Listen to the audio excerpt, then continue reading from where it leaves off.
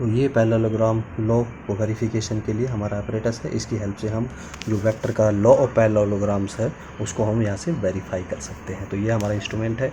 इसके बाद ये फ्लाईव्हील, इस फ्लाईव्हील की हेल्प से हम मोमेंट ऑफ इनर्शिया कैलकुलेट कर सकते हैं इस फ्लाईव्हील का। और यहाँ पर ये मीटर लगा हुआ है, यहाँ से इसके रोटेशंस कैलकुलेट किया जा सकते हैं और उसका हम moment of inertia of flywheel calculate कर लेते हैं। इसके बाद ये 14 बैरोमीटर यहाँ पर ये है।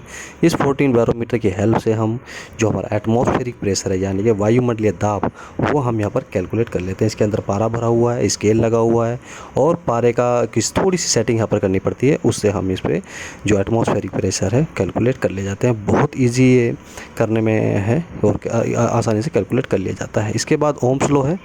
इस ओम्स लॉ की हेल्प से हम वी कैरेक्टरिस्टिक ड्रॉ करते हैं और देखते हैं कि उसका जो स्ट्रेट लाइन आती है वहाँ से उसके स्लोप फाइंड करके हम रेजिस्टेंस वहाँ से फाइंड कर लेते हैं। अलग अलग रेजिस्टेंस के लिए हम ओम्स लॉ को यहाँ पर वेरीफाई इसकी हेल्प से हम कराते हैं।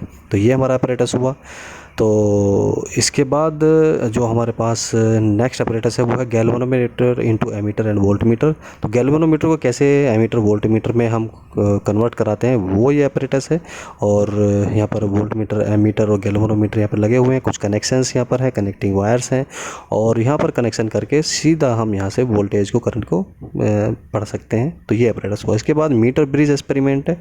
इस एक्सपेरिमेंट की हेल्प से हम कोई भी अननोन रेजिस्टेंस फाइंड कर लेते हैं या रेजिस्टेंस को सीरीज या पैरेलल में लगाकर उसका वेरिफिकेशन हम कर लेते हैं। इसके कुछ ये पार्ट्स हैं जहाँ पर ये रेजिस्टेंस बॉक्स यहाँ पर लगा हुआ है, ये सेल लगी हुई है, 0 से 1 वोल्ट तक इसमें दे सकते हैं। गैल्वेनोमीटर है, अननोन रेजिस्टेंस है और ये मीटर स्केल यहाँ पर लगा हुआ है जिस पर 1 मीटर लंबा तार यहाँ पर लगा हुआ है और जो कि है। तो यहाँ पर इस पर हम डिफ्लेक्शन पॉइंट फाइंड करके और जो हमारा व्हीटस्टोन ब्रिज मेथड है उसको लगा करके कैलकुलेट कर लेते हैं। इसके बाद जो नेक्स्ट है वो हुक्स लॉ है। हुक्स लॉ में हम क्या करते हैं, स्प्रिंग का फोर्स कांस्टेंट हम यहाँ पर कैलकुलेट कर लेते हैं और हुक्स को या ये सीरीज या पैरेलल में भी अगर 2 स्प्रिंग हमारे पास है तो सीरीज पैरेलल में भी उनका हम क्या फोर्स कांस्टेंट होता है वो भी यहाँ से कैलकुलेट किया जा सकता है। तो ये अपरेटस हमारा हुआ। नेक्स्ट अपरेटस जो हमारा है रेजोनेंस ट्यूब है।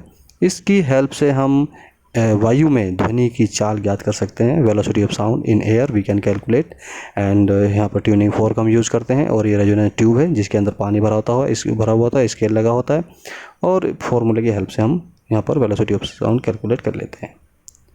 इसके बाद KVL KCL एक्सपेरिमेंट है। यहाँ पर किरचॉफ्स लॉ वेरिफिकेशन हम करते हैं और दोनों किरचॉफ्स लॉ, किरचॉफ का करंट लॉ और वोल्टेज लॉ को हम यहाँ पर वेरीफाई करते हैं।